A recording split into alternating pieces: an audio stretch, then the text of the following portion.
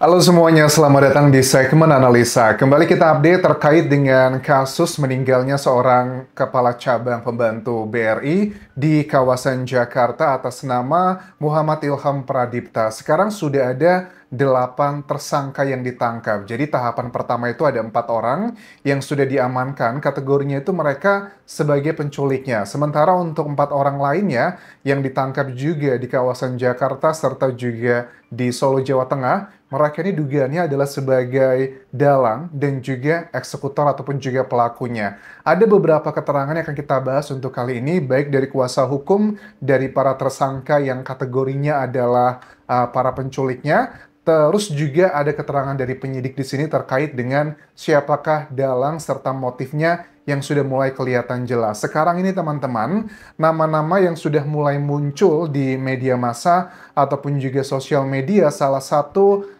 tersangka yang ditangkap di kawasan Solo itu di jalan raya adalah inisialnya DH. Dugaannya ini adalah Dwi Hartono. Nah, kemudian sekarang sudah banyak ketahuan ini Dwi Hartono itu kan ternyata punya YouTube channel, juga punya Instagram. Kalau di YouTube channelnya, namanya itu adalah Klan Hartono. Ini sudah 169.000 subscribers, dan ada Bang Hotman Paris juga nih di video terakhirnya sekitar setahun lalu di sini. Juga di Instagramnya yang lebih aktif kalau aku lihat.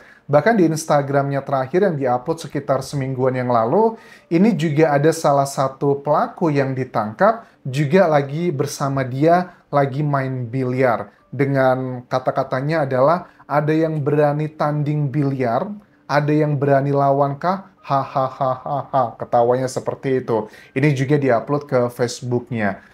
Dari karakter dan juga personalitinya Klan Hartono ini di Instagramnya, yang dugaannya dia adalah salah satu eksekutor dan juga dalang dari kasus ini, dia ini ngakunya adalah sebagai seorang pengusaha properti, perkebunan, trading, pendidikan, e-commerce, fashion, dan juga skincare. Nah, kalian harus tahu teman-teman bahwa dengan data-data ilmiah yang sudah disampaikan sebagian kecil ya dari penyidik terkait dengan hasil otopsi, di mana kalian tahu ada indikasi bahwa luka-luka benda tumpul itu kelihatan banget terjadi pada area dada dan juga leher. Dan kondisi terakhir, korban ini kan tertutup lakban matanya dan juga tangan serta kakinya terikat. Apakah ini indikasi bahwa mereka itu sebenarnya tidak mau menghabisi dari kepala cabang pembantu BRI ini, ataukah memang sudah dari awal direncanakan seperti itu? Nah, ini ada salah satu petunjuk nih yang disampaikan dari kuasa hukum 4 tersangka penculikan, Adrianus Agal. Nah, Adrianus Agal bilang begini bahwa adik kami, Heras, dan kawan-kawan hanya diminta untuk menjemput saja di waktu sore itu. Bahasanya halus banget ya, menjemput ya. Kita juga manusia, Pak. Kita juga bisa melihat kalau menjemput itu kan dengan baik-baik. Saya mau jemput nih, Bapak. Ada yang mencari. Apakah seperti itu? Tentu tidak seperti itu, teman-teman. Nah, Oknum F ini salah satu eksekutor ataupun juga dalangnya. Dia minta diserahkan dari Ilham, korban itu di kawasan Jakarta Timur. Kemudian setelah selesai diserahkan tersebut, ada jeda sekitar beberapa jam. Mereka ini dipanggil kembali lewat telepon dan diminta katanya untuk nganterin korban pulang lagi ke rumahnya. Tapi pada saat mereka nganterin ke sana kaget gitu ya, pada saat jemput gitu. Kok korban ini sudah nggak bernafas lagi? Akhirnya mereka bilang, kata kuasa hukumnya, mereka juga dalam tekanan. Akhirnya ya sudah dibuanglah di kawasan Bekasi ya, di persawahan tersebut, dan ditemukan warga sehari kemudian sekitar jam setengah 6 pagi. Kami memohon katanya, memohon maaf kepada keluarga korban karena mereka itu bekerja seperti itu karena tekanan ekonomi. Mereka kalau seandainya tahu begini nggak akan ambil pekerjaan itu. Janjinya mereka tuh diberikan uang sekitar beberapa puluh juta rupiah, pokoknya nggak nyampe 50 juta, tapi baru diberikan DP-nya doang. Apakah DP-nya doang itu adalah 8 juta yang saat ini sudah diamankan dari tim penyidik Polda Metro Jaya yang diamankan dari tangan istri salah satu pelaku penculikannya. Jadi menurut aku sih kalau dibilang mereka tuh melakukan seperti itu karena tekanan ekonomi, aku rasa siapa sih di dunia ini, di Indonesia, dia nggak usah ngomongin jauh-jauh dunia gitu loh, yang bekerja bukan karena masalah ekonomi gitu. Artinya kan kalau memang nggak bekerja, ya bagaimana untuk biaya hidup keluarga dan sebagainya. Kesannya mereka ini ya memang kalau kita lihat dari rangkaian peristiwanya, kita juga bisa memahami bahwa mereka tidak kenal dengan Ilham, mereka hanya menjalankan tugasnya. Statement-statement dari kuasa hukum empat tersangka penculikan ini akan bisa dikuatkan kalau alat-alat buktinya memang menjurus ke sana. Kalau seandainya memang terbukti mereka hanyalah sebagai dalam tanda kutip menjemput secara paksa, ya mereka tidak akan dikenakan yang pasal yang berencana. Tetapi hati-hati sih, apakah ini adalah pure faktanya atau jangan-jangan modus untuk menghindari pasal yang maksimal. Nggak main-main. Ini jelas sudah berencana, hukumannya itu bisa sampai seumur hidup, bahkan juga mati, teman-teman. Nah, kemudian bagaimana dengan para tersangka yang mereka kategorinya sebagai pelaku eksekutornya dan juga dalangnya? Jadi kan ada 4 inisial ya, yang DH, YJ, AA yang ditangkap bersama-sama di Solo, Jawa Tengah, sementara yang C itu ditangkapnya di Pantai Indah Kapuk, Jakarta. Mana yang eksekutor, mana yang dalangnya? Apakah eksekutor sebagai dalang juga bisa aja? Karena kalau melihat dari profil si salah satu klan Hartono nih ya, nama yang sekarang populer ini, bisa dilihat sih kayaknya inisialnya DH ini ya, dia sebagai pelaku dan juga eksekutor. Kenapa? Karena kan dengan melihat profilnya di Instagram ataupun juga brandingannya di YouTube, kan dia mengisahkan bahwa dirinya adalah pengusaha yang sukses. Nah, yang lain-lain ini dugaannya adalah ya mungkin bawahannya, rekan kerja, sebagainya. Ada beberapa sumber nih yang sudah mulai memberikan informasinya ke aku, teman-teman, terkait dengan motifnya apa sebenarnya. Dugaan sangat kuat ini adalah terkait dengan masalah dugaan fiktif untuk kreditnya senilai sekitar 13 miliar rupiah. Nah, profilnya seperti apa Dwi Hartono ini? Nanti ini bisa melidingkan kepada dugaan motifnya, teman-teman. Karena penyidik pun masih terus mendalami keterangan dari salah satu pelaku ini. Jadi kalau Dwi Hartono ini lahirnya itu di Lahat, Sumatera Selatan pada 6 Oktober 1985. Jadi dia punya cerita nih tentang kesuksesannya. Dia mengaku bahwa sejak tahun 2006, sembari kuliah, dia juga merintis usaha kecil-kecilan dari rental PS, banyak lagi sampai warung Tegal. Dan di 2012, dia ngaku katanya bangkrut dan punya hutang miliaran rupiah. Wih, usia 20-an ya, berarti itu dia udah bangkrut dan punya hutang miliaran rupiah. Tapi dalam kanal YouTube dan juga Instagramnya, dia ini cerita ke followersnya bahwa tiba-tiba dia sukses dan berhasil di tahun 2012-an tersebut, dia membeli properti senilai 5 miliar rupiah. Bagaimana dia bisa suksesnya gitu. Kemudian ada keterangan dari Kabid Humas Polda Metro Jaya, Kombes Pol Ade Aris Indradi, di sejumlah media massa bahwa sampai saat ini yang bisa dikonfirmasi usahanya apa, usaha dia adalah bimbel atau bimbingan belajar. Tapi yang diklaim di Instagramnya kan dia pengusaha properti, perkebunan, trading, pendidikan, e-commerce, fashion, skincare. I don't think so, semua usahanya itu adalah benar-beneran berjalan gitu. Yang bisa dikonfirmasi adalah terkait dengan yang usahanya bimbingan belajar. Bahkan di salah satu postingan Instagramnya,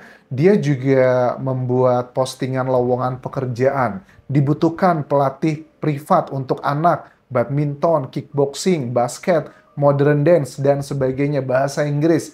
Jadi kalau dibilang bahwa dia pengusaha yang sukses, contohnya seperti itu, kok aku bisa mencium aroma dari postingan-postingan, bahasa-bahasanya yang ada di sosial medianya, kayaknya dia nggak sebegitu sukses yang diklaim sih. Terus juga dia membuat kayak foundation lah, namanya Hartono Foundation, yang di sini kalau aku lihat dari Instagramnya, ini adalah akun khusus untuk membagikan beasiswa dan juga bantuan-bantuan dari Hartono ini, mulai beasiswa pendidikan, kesehatan, modal usaha, untuk UMKM seperti itu. Kenapa aku bilang dari pilihan kata-katanya, bahasa, gaya, bahwa dia ini nggak begitu sukses-sukses banget, mohon maaf nih ya, aku bisa ngelihat kayak waktu postingan-postingan dia lagi liburan, kemana ini? Ke Zhangjiajie, China gitu kan ya. Dia ini postingan-postingannya kayak ada robot datang nganterin makanan, kemudian dia kayak terkesima, wah hebat banget ya. Maksud aku gini ya, kalau orang yang bener-beneran sudah levelnya suksesnya nggak cuma nanggung, melihat kecanggihan teknologi seperti itu, hal yang biasa-biasa aja. Bahkan dia pun ada flexing pendidikan. Jadi dia ini di tahun 2024 ya, ada posting bahwa dia baru aja diterima sebagai mahasiswa di Universitas Gadjah Mada Yogyakarta. Ini dipostingnya Desember tanggal 31 2024. Jadi dia ngomongnya gini, sah gas, guys katanya, per hari ini sah dan resmi jadi mahasiswa lagi guys, S2 MBA UGM. MBA UGM adalah sekolah bisnis pertama yang terakreditasi bla bla bla gitulah. Per 2024 ini saya ambil S2 langsung 3 jurusan guys secara bersamaan dan rencana akan saya niatkan sampai doktor S3. Syukur sampai profesor ya guys. Hahaha. Nah, tipikal postingan-postingan seperti ini pernah aku temui ya menghadapi di dunia nyata orang-orang yang narsisnya luar biasa. Narsis sekarang itu nggak cuma sekedar suka selfie. Orang-orang yang katanya suka selfie, suka vlog, itu adalah contoh NPD. Padahal nggak seperti itu. Tidak sesimpel itu. Kayak misalnya, saya mau ngambil S2, 3 jurusan secara langsung. Hah? Konyol banget 3 jurusan secara langsung tuh. Nggak ngerti nih, gimana kalau di magister ya, MBA itu kan sekolah bisnis ya, yang internasional kayaknya di sini itu memang ada 3 jurusan yang kayak marketingnya, ada human capitalnya, ada juga yang financialnya. Memang tiga mata kuliah ini bakal diambil, tetapi pada saat akhir nanti mau tesis, mereka harus penjurusan, mau fokusnya kemana dari ketiga ini. Dari bahasanya aja ini bukan bahasa yang orang-orang sebenarnya niat belajar gitu. Sama juga nanti saya mau langsung ngambil sampai S3, S2 aja baru masuk daftar udah ngomongin sampai S3. Begitupun juga bilang, syukur sampai profesor.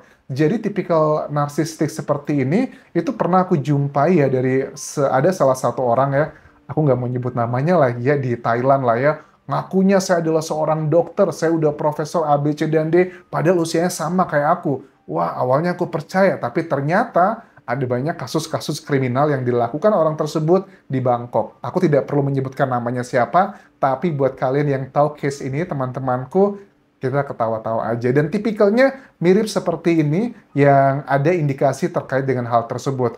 Nah, salah satu hal yang menjadi dugaan motif adalah terkait dengan permasalahan kredit yang katanya 13 miliar. Nah, ada beberapa sumber yang bilang ke aku bahwa dugaannya ya, bahwa mereka ini tidak ada niat untuk menghabisi Ilham gitu, pengen nakut-nakutin aja agar dia itu berhenti melakukan proses penyidikan terhadap case tersebut. Bahkan dugaannya istri dari Kepala Cabang Pembantu BRI Muhammad Ilham Pradipta pun juga mendapatkan kayak ancaman gitu. Jadi ada salah satu isu yang disampaikan bahwa keluarga kamu kalau ini nggak diberhentikan, case-nya nggak diberhentikan diusut, keluarga kamu juga bisa kenapa-napa. Nah, sepertinya mengarah ke situ karena ini bisa dikonfirmasi adalah dengan data-data otopsi sih, dan beberapa kolega dokter otopsiku pun juga mengarahkan ke sana. Tapi jujur aku nggak begitu percaya ya dengan tipikal orang-orang yang jago memanipulasi seperti ini. Mereka sudah paham kalau ini terbukti tidak ada perencanaan untuk dihabisi, jatuhnya nanti ini kan nggak yang berencana, yang nggak mendapatkan hukuman maksimal.